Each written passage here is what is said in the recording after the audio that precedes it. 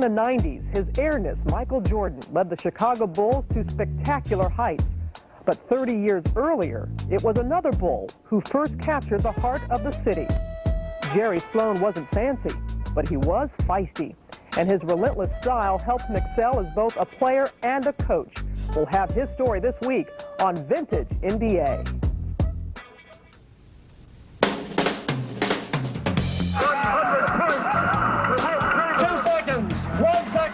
West throws it up. He makes it. Now there's a steal by Bird. Underneath the DJ, lays it in. Oh, spectacular by Michael Jordan. Yes, basketball has changed. It's always been a great game, but now it has a new spirit. He dunks like Dr. J. He might be the new Iceman. The modern day Wilt Chamberlain. He looked like Magic Johnson. The future has arrived. You are watching what greatness is all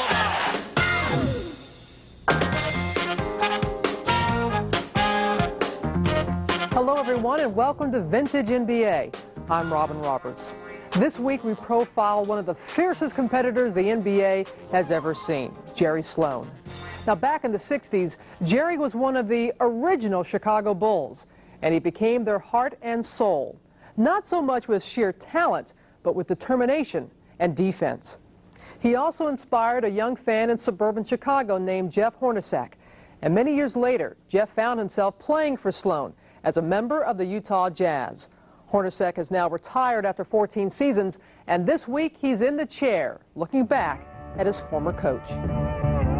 Growing up in the Chicago area, I used to watch the Bulls and the Jerry Sloan, Norm Van Leer, Chet Walker days. And Jerry was the hard, rugged guy who would just go crashing into people. The Chicago Bulls style of play is personified by Jerry Sloan. Tough, aggressive, hustling all the time, especially on defense. Obviously, if you're going to have a great career in the NBA and don't have the great natural athletic ability, that you have to do those things to stick around. And Jerry figured probably that was his strength. That's what would make him a great player. If you think of Jerry Sloan, you think of his defensive ability and how you would want to guard anybody out there. That's vintage Jerry there. Running into somebody or crashing into somebody, that's kind of what I remember. See his left hand? Was it JoJo White there? I'm sure he's got the little push off in the hand there to make sure that he was going to get that shot off. I'm going to play for a coach who used to watch when I was a kid. It was a little strange. I think their games are probably a little bit different in terms of intensity and trying to play as hard as we can. They're probably pretty equal. Obviously, we both had to prove ourselves, and we both probably did that by playing as hard as we could. Malone against Baker. Out to Hornacek from Stockton. Hornacek, an unlikely story from day one. A coach's son who was a walk-on at Iowa State winds up having a near Hall of Fame NBA career. Smiling. I've been here 7 years. That smile we probably have seen maybe 4 or 5 times. Our young guys, they've commented to me, saying, Jerry's yelling and screaming at us after the game. We just won by 28. There are times when he goes crazy just because we're probably not doing it at the level that he did it when he was a player. We laugh at practice too because he's demonstrating a defensive position, how you should be positioning yourself. And he gets right down and gets in his stance and starts sliding around real hard for about 10-15 seconds, and then we'll look over a couple minutes later and he's kind of standing there stretching his knee and stuff. A lot of times when he's demonstrating, the guys know that if you're standing next to him and he's demonstrating how to get over a pick, you better brace yourself because he's going to hit you. Jerry, he seems to be the same guy now in his coaching that he was when he was a player. He gets after it, he's intense. No matter what, he's battling. You could see that the fire is still in him even now. If he could throw on a uniform, he'd be out there right now. Jerry Sloan also has a lot of admiration for Hornacek. He says Jeff was one of those players you didn't really have to coach because he knows so much about the game. And Hornacek will use that knowledge to follow in Sloan's footsteps. Now that he's retired, he plans to become a coach on the high school level. Coming up, we'll take a closer look at Jerry Sloan and his tough road to NBA stardom. 6'5", 6'6", raw bone, just not afraid to get a floor burn, would dive on the floor, would do anything to win a ball game. The game was over. You knew that you had been in a fight if you were against Jerry Sloan. He was the prototype of the blue-collar worker. He came out every night and he took the tough defender and he made it happen. He set a tone defensively for the rest of the league years after to follow. Every team tried to find them a Jerry Sloan. Jerry Sloan has always had a blue-collar approach to basketball, which is not surprising when you consider his background. Jerry grew up on a farm where he got up at 4 a.m., helped with the chores, then walked 16 miles to school, and he brought that same perseverance to the NBA. Now, Sloan wasn't the type to make the highlight films, but he always led the league in floor burns and hustle. Even as a coach, he's never wavered from his hard-nosed style. If you're not good enough, that's one thing. We'll put the effort into it anyway. This is actually the score? Is this the final? I don't have a problem if you lose as long as you foul a guy once in a while, let him know you're around. Today, many people know Jerry Sloan as the straight-shooting coach of the Jazz, who's led Utah into the NBA's elite.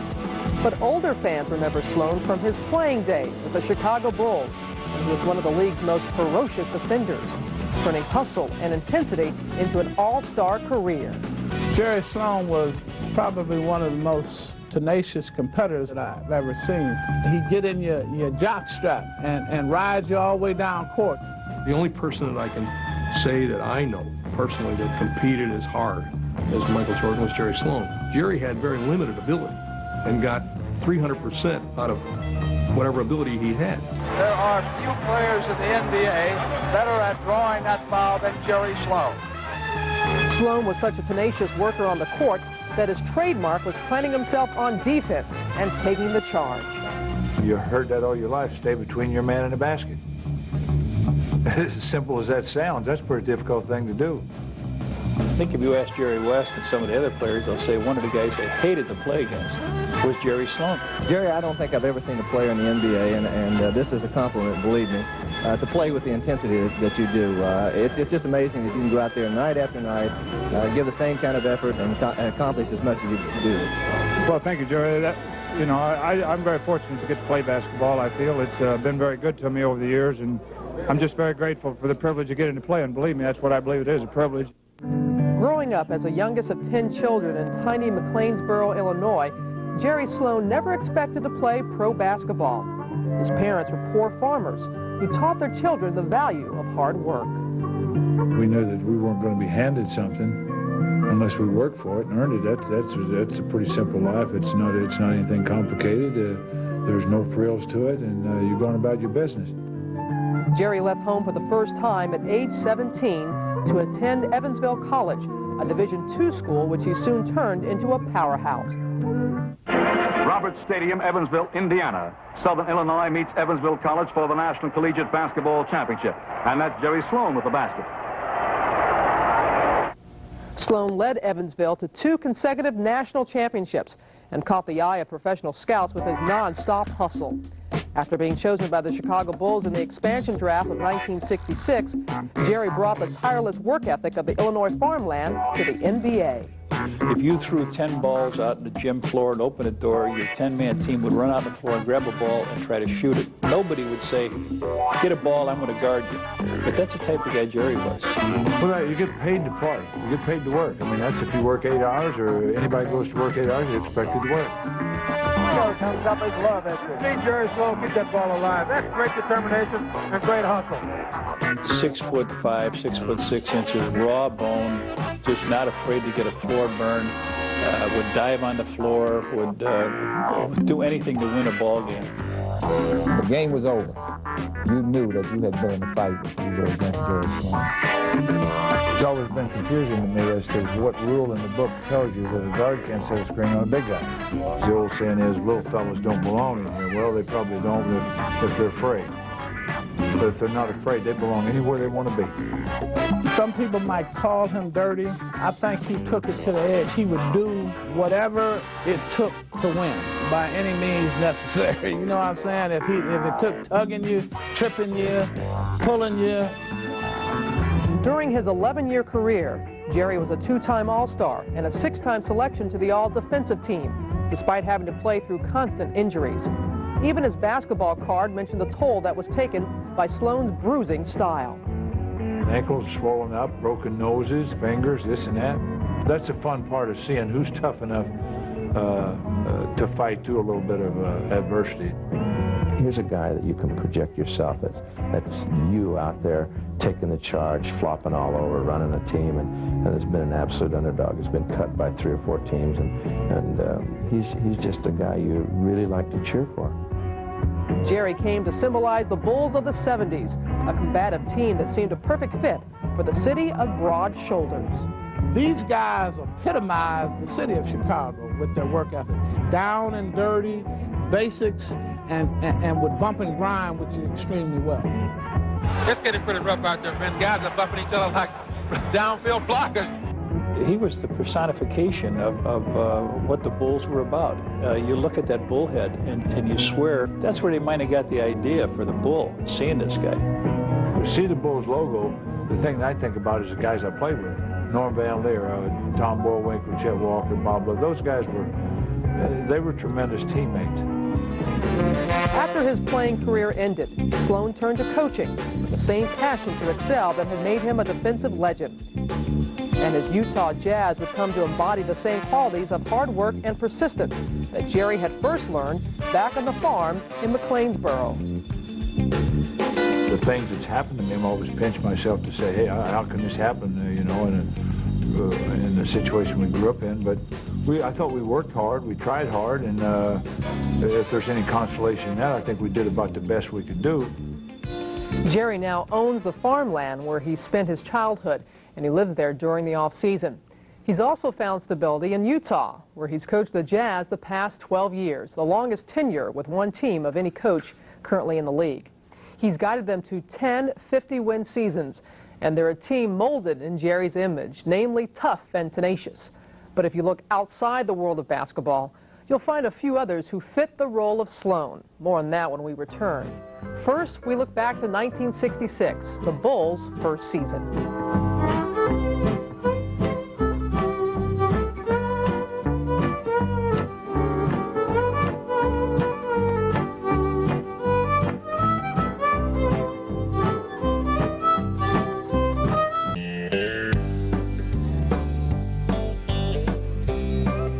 Welcome back, everyone, to Vintage NBA.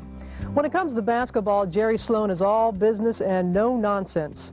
You heard Jeff Hornacek say that Sloan has smiled 5 times in 7 years. Well, that may be an exaggeration, but there's no doubt that Jerry comes across a tough and rugged character, and you can find some others who fit that description by heading off to Hollywood. Of course, there was Bogey, the legendary Humphrey Bogart. And you must remember this, his role as Rick in the film Casablanca, which came out in 1942, coincidentally the year Jerry Sloan was born. Now, Sloan was known for intensity, and in the 50s, no one was more intense than Marlon Brando, the brooding and rebellious star of movies like The Wild One and On the Waterfront. Then there was Steve McQueen in the 1960s, who often played the part of the cool loner, while starring in action movies like Bullet, Papillon, and The Magnificent Seven. Richard Roundtree was best known as Shaft. You know that cat Shaft was a bad, well, never mind. The movie came out in 1971, and it featured Roundtree as John Shaft, a suave detective fighting the mob in Harlem. And finally, one other name to make your day, Clint Eastwood, rugged yet soft-spoken. He shot his way to fame as the cop in Dirty Harry, while also appearing in a number of westerns, including High Plains Drifter.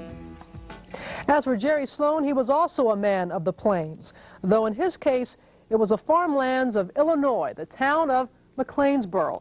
In case you haven't been there, and shame on you if you haven't, let's take a virtual trip on the internet and we'll see that it's a town of about 3,000 in southern Illinois, located about 300 miles south of Chicago. You just take Interstate 57 to Route 202.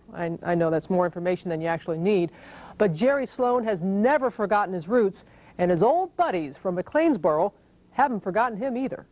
We played 4 years here together, football, baseball, basketball, track, just about done it all. To me, he hadn't changed any. He hasn't changed since he was here in school. One of the things that I remember most about Jerry Sloan is when we played Mount Vernon, Indiana, at Mount Vernon, Indiana, he broke the school record for scoring. He scored 52 points in one game, which is still the record today. Right out in front of us is Jerry Sloan Avenue, and we had quite a deal over that, and I'm very proud of him for having a street named after him right here in front of the high school.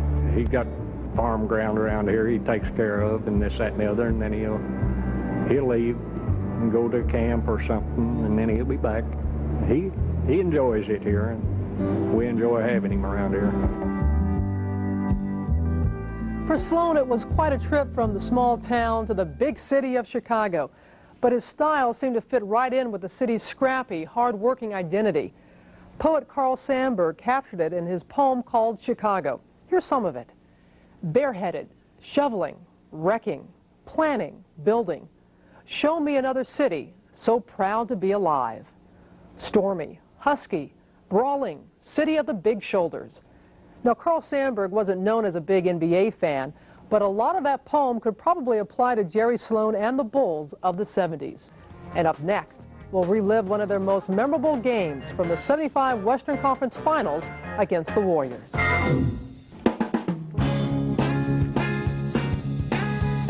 The Chicago Bulls entered the NBA in 1966, and one of their first players was Jerry Sloan, acquired from Baltimore in the expansion draft. Right now, we're going to look back to the early years of the Bulls, so early that the game is in black and white. From the Airwave archive, we've uncovered this rare hidden gem, which was either deep in our vast library of tapes or maybe just stuck behind an old typewriter on somebody's desk. Anyway, it's a 1970 matchup between Chicago and the San Francisco Warriors, as they were known back then. Let's head to the San Francisco Civic Auditorium, where we will join Bill King and Hank Greenwald in the second quarter. Schluter's your center. Ellis and Gamby the corners. Smith and Lewis the guards. Chicago, it's Weiss and Sloan at guards now, and a front line of Manning along with Love and Boerwinkle. On the left with the ball is Bobby Lewis. Gets a Schluter pick, shoots a jumper over it. No good to the left. Manning leaps high to rebound. Fires it out to Weiss. Weiss forecourt with a left-hand dribble. The Warriors by 2. Hook pass to Love. Out the foul line. He wheels. Goes to the edge of the lane. 10-footer is in and out. Rebound deflection. Manning takes it. Dribbles out to the right. Fires it up to Weiss. Over the shoulder toss to Boerwinkle. Foul line jumper. Back rim. No good. Gamby rebounds. Warrior ball. Now the pass out to Lewis into the forecourt. Bobby has trouble with it. Holds it finally. It was really a bullet. Over to Ellis on the left. Going toward the corner. 27-footer. Jumper. Good. Holy Toledo. Ellis not quite into the corner, but right at the sideline. Drills one in. Joe has 6 points. Warriors led right now by Lucas, who has 10. Weiss top of the key. The Warriors leading by 4. Over to Manning on the left. Manning cross courts at the top of the key to Sloan for a jumper. It's up. No good. 20-footer. Rebound taken off by Ellis. His pass dropped by Schluter, but saved by Odie Smith, who starts his dribble into the forecourt. Whips one off to Gamby on the left. Gamby dribbling laterally. The veteran shoots a top of the key jumper and nails one. Dave's second hoop. 38-32 Warriors. The Bulls haven't scored yet in 2.5 minutes in this quarter. Sloan on the right with the ball. Bobby Lewis guarding. Sloan stops. He looks for Boerwinkle. Boerwinkle comes across but can't get free. Sloan finally feeds it to Love. Edge of the key right. Back the right corner to Manning. A long jumper. He hits. Manning 20-footer. 38-34. Long pass to Gamby near the right corner. They drop off. He doesn't take the shot. Now he dribbles. He goes for a 15-footer. In and out. Tough roll. Love inside Ellis to rebound. Outlet to Weiss. Right side. Into the forecourt. Between the circles. Stopping. Whipping it to Love on the right. Turns. Fires the 13-foot one-hander. Dips around. Bounces out. Boerwinkle taps it in. 38-36. So the Bulls break their famine here after going nearly 3 minutes without a score and get 2 quick ones. Gamby in the right corner. Looks for Bobby Lewis outside. Lewis cuts through, can't get free. Gamby calls Smitty to him, gives it to him. Right corner jumper by Odie, around and off. Spike tip, no good by Schluter. And they call it offensive goaltending. One of the Bulls also hit it. But he was up over the cylinder of the basket when Schluter tried to tap it in as Walt Wesley comes on for Boerwinkle. Looked like Schluter lost on points, Bill. He got up a little bit higher maybe than Boerwinkle that time. Wesley on the high post now at the foul line. Turns, shoots the jumper. It's an air ball out of bounds. Walt Wesley misses it all. No iron at all. Warrior ball, they lead by 2. They were down by 12, got back up by 6. Cody Smith now, top of the key, dribbling to the left, feeding to Gamby. Gamby, 20 feet out, left side angle, dribbles to the top of the key, bounce one to Ellis. Sloan fronting him, knocks it away. He and Ellis go after it, and Sloan fouls Joe as they both tumble to the court.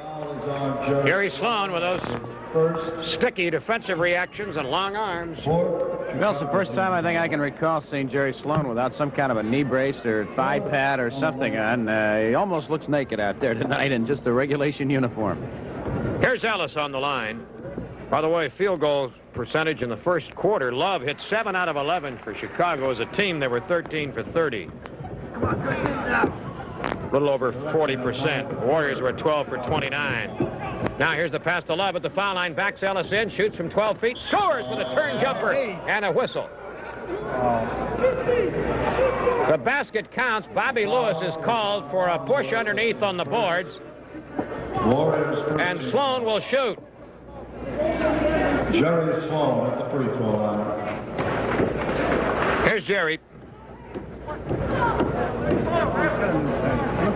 Sloan's shot is good. And the Bulls have tied it at 39 all. Bobby Lewis comes forecourt for the Warriors now. Sets up. 7:50 to go here in the second quarter to Schluter high. Off to the left for Gamby. One-hand set. Perfect. Gamby quickly drilled in a 19-footer. 41-39 Warriors. Bob Weiss into the forecourt, double team, stop, whips it off to Sloan on the left, fakes left, drives right, into the lane, hangs off a pass to Manning for a right of the key jumper, back rim, no good, rebound grabbed by Wesley, he and Schluter battling, and comes out in the left corner, bouncing away, Schluter gets it, feeds to Lewis, Lewis double team, and the ball knocked away, Sloan goes after it to get it, Sloan top of the key, puts on the break, shovels it to Wesley, who slam dunks it. Al Adel standing up, glaring at Murphy. And with 7:09 to go in the second quarter, time is called by the Warriors. So Luke closes it to within 3. Sloan swings it off to Haskins to the left, a long jump pass in deep to Kaufman, who fakes Portman and lays it up and in. Kaufman got in deep. Portman tried to front him. He got inside him, however, and faked him high and went for the layup. 35 seconds to go in the second quarter. Williams on a drive past Weiss. Weiss hits it, goes off Williams' knee out of bounds. Turn it over, give it to Chicago. Haskins. Backcourt, right side, picked up by Fritz Williams. Haskins reverses, stops, feeds a pass to Kaufman, fronted by Clyde Lee, and Clyde's called for a grab. Bulls working a high post most of the time, whether it be Boerwinkle, Wesley, or Kaufman in the pivot. Kaufman, 1 and a penalty. Kaufman has 1 and a penalty. The Bulls leading by 5. Back rim, no good. Get the rebound now. Set with a second, in and out. Clyde Lee on the boards. Couldn't hold it, but Lucas gets it. Clyde had position, kept the Bulls away from him.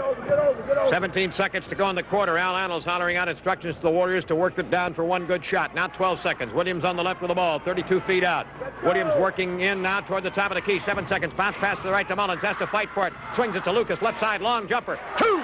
Lucas from 23 feet. And the horn sounds, ending the first half of play. And the scoreboard shows the Warriors coming back from 12 back to within 3 as the Chicago Bulls lead it by a score of 57-54.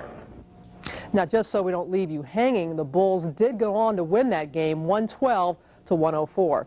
As for the Warriors, they would move across the bay to Oakland a couple of years later and be renamed the Golden State Warriors. And these two teams would meet 5 years later under very different circumstances when they squared off in the Western Conference Finals. We'll have Game 7 of that series coming up next, right after you take a moment to ponder this important question.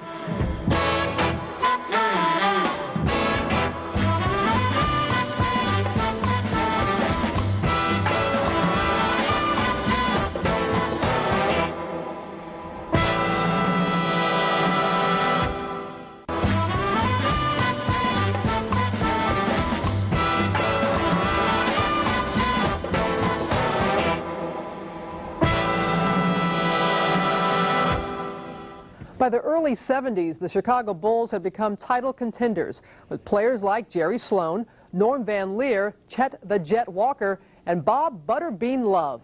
And in 1975, the Bulls made it all the way to the Western Conference Finals, where they met the Golden State Warriors. As we head back to the Airwave archive, it's Game 7 of that series. We'll pick it up with the score tied at 67 midway through the fourth. Now see if you're old enough to remember the theme song used on the old NBA telecasts. Give it all you got, take your very best shot, and may the best team win. The time is now, the name of the game is action. They're on the floor and they're ready to score, so let the game begin. And let's see how the ball's gonna bounce today. Welcome to NBA. Come on and join the rest of the crowd. There's another classic about from your way. We have talked a lot about Rick Barry's shooting slump, but in the last 13 minutes and 9 seconds, the Chicago Bulls have shot just one field goal as Van Leer brings it up on Charles Johnson. Bob Love pops out high. They set the offense. Sloan goes to Bullwinkle. Thomas replaced Thurman. They work the back door to Love, who was fouled as he went up. He'll come to the line for 2 free throws. Well, that time I think Bridges lost sight of the ball, and in a situation like that where they're going to run backdoor plays, I think it's up to that defensive pivot man to get his hands up so that other offensive pivot man cannot throw a direct pass into him. If he does that, he can't get that pass right down there good. Neither team is in the penalty. This will be Love's final free throw. For Bridges, his second personal foul. Misses it. They battle. Johnson tipped it. No, that's a bad call that time. Bullwinkle knocked that one out. Jerry Sloan will set the play. Now they want Bullwinkle. More height on the inbounds pass. Work against Johnson. It goes to Love. Here's Bullwinkle inside.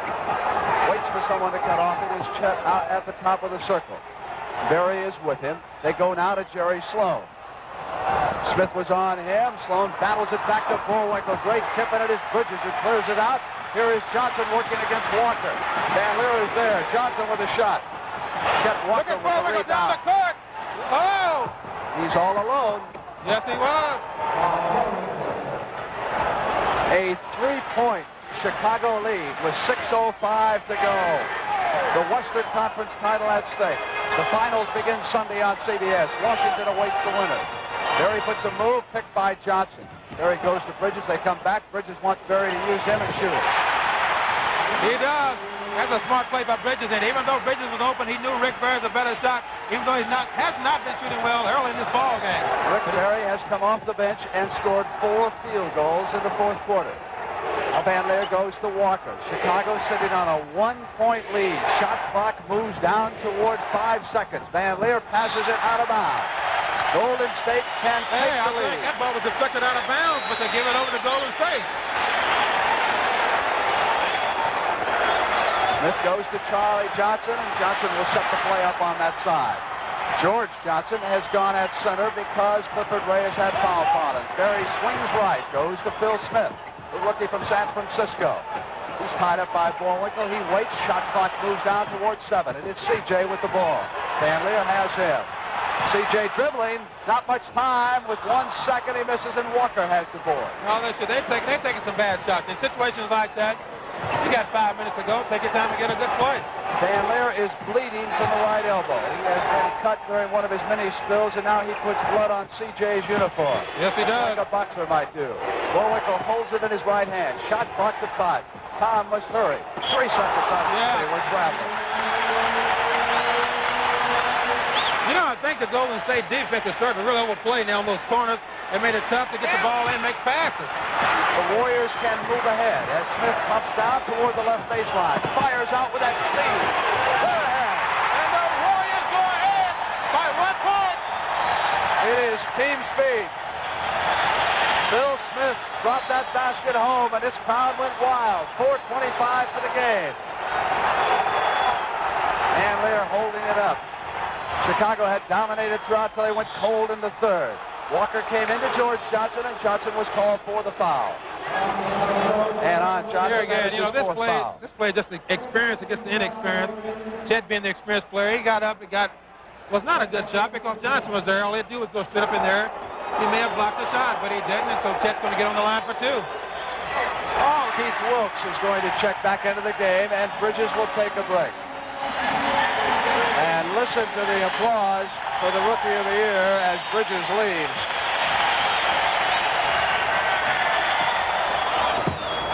I know one thing, but these coaches are really into this game themselves. They up almost every time their team comes down their end of the floor to call out some play.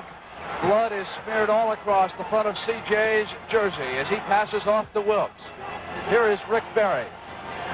Barry a little too far out. Goes to Wilkes with the pass. Shot clock to 7. Turnaround. Oh, Johnson couldn't hit it on the rebound. Van Leer puts a move on CJ and gets it into the attack court. That's a good try. Looks good when it goes in, but when you're tied up, I think he should have caught that ball, then going back up with it real strong. Now Van Leer waits. Shot clock goes down towards 7 seconds of a tie game. Western Conference title at stake. Bullwinkle cross-court Love. And the Bayou B. So he had disappeared for some time, and he comes back and look at Smith. Brings it right down against the man, hits it. It is the work of a couple of rookies. Wilkes and Smith have been magnificent here. And we have 3:18 left in this ball game. Van Leer has it down against CJ. Too far out in the left corner. And is tied again. Bullwinkle with the basketball. Johnson against him. Chet Walker. Taken away by CJ. Van Leer is back. Here's Wilkes. Wilkes to the hoop. Chicago with the timeout to talk this situation over. Because Golden State has really come on in this ball game, Brad, I tell you. What a turnaround. Bill Smith, number 20, sits down. Rick Barry, who's back in the game. A sensational splurge by the Golden State Warriors. 2:55 to go, and they lead it. The Warriors were in the midst of a storybook year. They won just 48 games during the regular season, but with Rick Barry leading the way, they got on a roll in the playoffs and surprised everyone. Now, one of Golden State's key players was their smooth rookie forward, Keith Wilkes, who would later become Jamal Wilkes, but was also known by his nickname, Silk.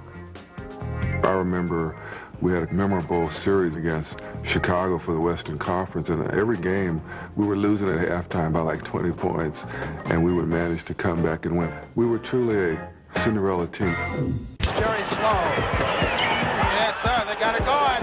Chicago is doing everything right now. That was a tremendous feeling, to play with guys that walked off the floor and knew they'd played as hard as they could. There has to be some satisfaction in trying. Back in 1975, Jerry Sloan and the Bulls were trying to make their first trip to the NBA Finals. But standing in their way was the season's Cinderella team, the Golden State Warriors. And the Western Conference Finals are coming right down to the final minutes. The Warriors lead by 2, but Chicago has the ball as we take you down the stretch of Game 7. 2:55 left. The title is on the line. Smith and Johnson will apply the backcourt pressure. Sloan and Van Leer bring it up against it. Van Leer comes down the left sideline against CJ. They need a field goal here to tie it. Bob Love holds the ball now, goes to Jerry Sloan. Will to Walker with that patient attack of theirs. Barry is watching him. Chet comes down toward the right side. Barry has him. Turnaround, Walker in and out, and Love underneath. Blocked by George Johnson. Wilkes has the ball. Phil Smith brings it up. Barry wants it. Adles says move it. Smith now brings Barry behind him and gives him the ball. That's not exactly the way it's supposed to work, but Barry wanted it. Hey, got it. You see that shot there.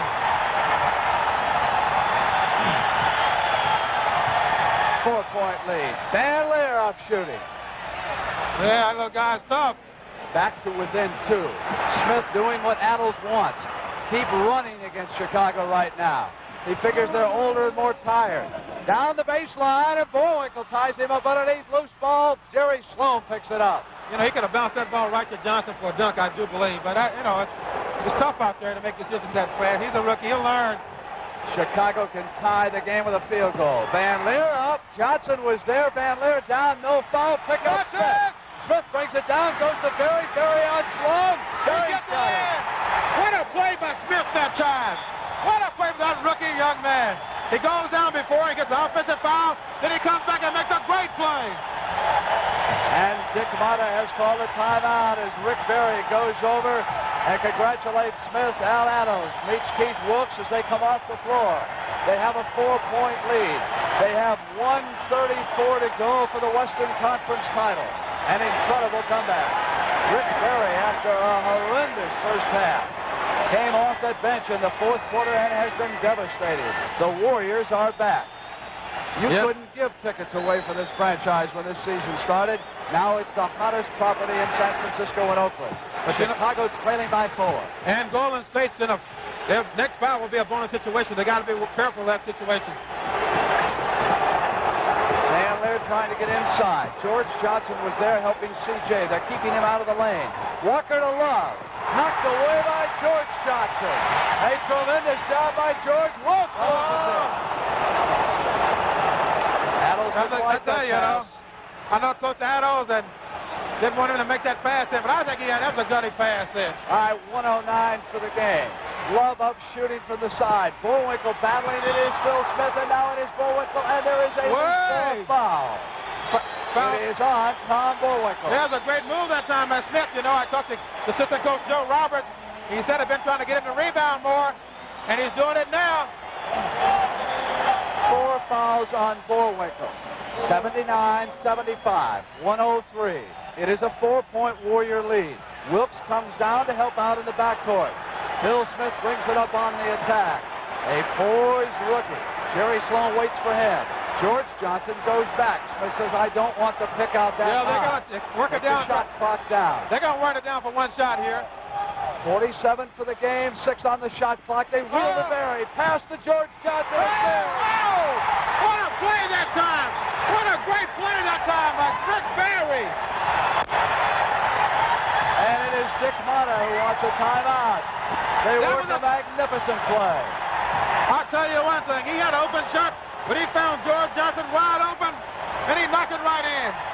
What a comeback by the Golden State Warriors. Chicago has no one to blame but itself. They had the game in hand, and they have let it slip away. And now they must battle for their lives. This is a franchise that does not face a great future. It is an older team. They needed this championship. It will be much tougher for them next year if they let it slide away now with 41 seconds. The Warriors, on the other hand, one of the most promising young teams in the NBA, they could have something started with a title. Walker must hold on. There is a foul called by Richie Towers on the throw, and it's against Rick Barry, who was throwing off against Chet Walker when he tried to come out. And, of course, they are in the penalty, so we'll come to the line, and Barry had grabbed Van Leer as he came out the other side. Yes, I think he should have, even though he was pushed that time by Van Leer, made a foolish foul. I hope it doesn't hurt the team, but you never know. Back to within 5 points. Been hit here, and they are within 2 field goals. Now they need the turnover. Timeout has been called, so they'll get court position at half court with the ball. That's true, but I tell you, all they have to do now is play position basketball. And no matter what happens now, both teams in the bonus. Chicago's got to go out. They got to attack. They got to make sure they try to steal its inbound pass if they can. 40 seconds for the game. 81-77, and it is Phil Smith who will take the ball. Darryl Garrettson will pick out the spot. Sloan is on him. Chicago must go for the ball. The Warriors will try to run the game clock and the shot clock down. Rick Barry takes the inbound. You know what? Love is there. Both teams in the penalty. It can't be a stupid foul at this point. He's just going to hold the ball here and wait. The time's almost out. Smith got away from him. He almost clogged it up. You can't bring a man to the dribbler in this situation. So Barry brings the shot clock to 5. Adams has the offense in front of him. Barry up firing. Down comes Walker. 7 to 8 seconds. Across the timeline. Past the Bullwinkle on the move. George Johnson. George Johnson has really come in and filled in well for Clifford Ray. It looks like now Golden State will be in the finals. 11 seconds to go. Time ticking away. 4-point lead. Walker up firing. Batted away. The Warriors have it. It is over in Oakland. Yeah, that's it. A backcourt foul, and there is not enough time. The Golden State Warriors have staged an incredible comeback here in Oakland. You see a frustrated Norman Van Leer out there that played a great basketball game, but I'll tell you, Golden State they kept the pressure, and finally it paid off. Chicago's offense played great in the first half, slipped quite a bit in the second half, and you see what's happened right now. They're down 4 points with 4 seconds to go, and Rick Barry's on the line. It has been a franchise which simply has refused to quit. From the beginning of the season until now, Golden State did not know when it was whipped, and consequently they have not. That's all over. So it will be Golden State and Washington for the big money. Chicago calls the timeout, and a look of dejection written across their faces as they file over to the bench. You are looking at the Chicago Bulls as presently put together for the last time. This franchise will not come back with the same personnel next year. It is almost certain that the great Chet Walker is playing in his final game in the National Basketball Association. Also, it is true that Dick Motta and Norm Van Leer have not seen eye to eye for much of the season. It is possible that they will work out a trade. One does not know. Chicago does not have a first-round draft choice. It has been a long, hard final 12 minutes for Dick Motta and the Chicago Bulls, who came to the brink and could not get over. You know, it just goes to show you, Brad, you know, what determination means for you. You know, you talked about Chicago's having a lot of problems. Yes, they are. But on the other hand, this Golden State team, they're enjoying this right now. They came back from almost a desperate situation against a great basketball team, a very disciplined basketball team. But they fought on the defense. And finally, Rick Barry started to open up a little bit on the offense, and look where they are right now. They got the game won. It's all over for Chicago. So Rick Barry goes to the finals, along with the Golden State Warriors. It's all over now. Watching the clock tick it down its final 2 seconds. And it is that's it. The ball it is over. Look at this crowd in Oakland. They are going wild. Yeah. They are mobbing their Warriors. And the Warriors went on to stun the Bullets with a 4-game sweep in the finals that year. As for Jerry Sloan, his physical style and all the injuries he'd suffered were starting to catch up with him. And after one more season, he would announce his retirement, ending his 11-year career with the Bulls. Sloan made his mark in many ways, but his most enduring legacy was, of course, on defense. And we'll look at some of the game's other great defensive guards when we come back.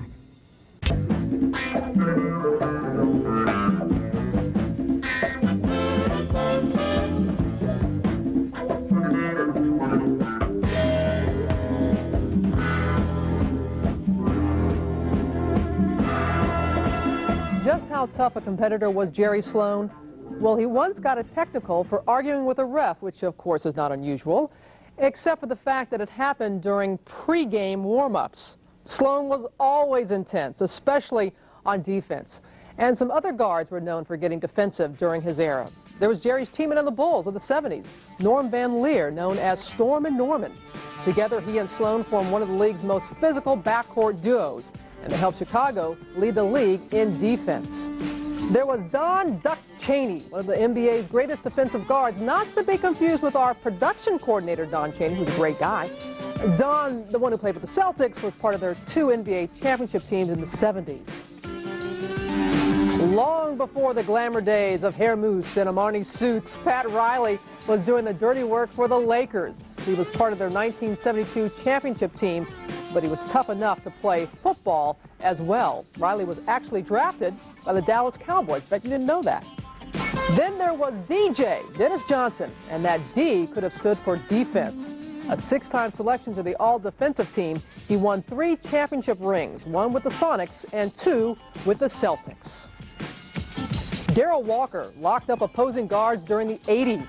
Walker was a fierce competitor during his 10-year career, which started with the Knicks and ended with the Bulls as a member of their '93 championship team. But is there anyone today who plays the way Jerry Sloan did? The nature of the game has changed a little bit. We don't have those kind of players playing today because the rules dictate that you can't play that way now. What you get is team defense. More so today, you need team defense. When you start looking at anybody specific, none comes to mind to tell you the truth. They tell you how good Sloan was. I believe that Anthony Mason was very much like that. Charles Oakley is very much like that. They're tough, rugged kind of guys that have good athletic skills and do what it takes. Gary Payton is definitely the best guard as far as playing defense. You know, the glove, he's a great defender, and, you know, that's one of the guys that I looked up to when I was growing up on how to play defense. It's hard for me to compare myself to somebody else. I hope nobody's that crazy.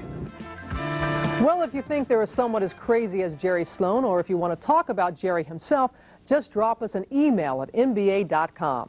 You'll find us in the history section. You can also head to the Utah Jazz page for a complete bio of Sloan, including a look at one of his craziest moments, taking a charge from Wilt Chamberlain. We'll be back with more right after this.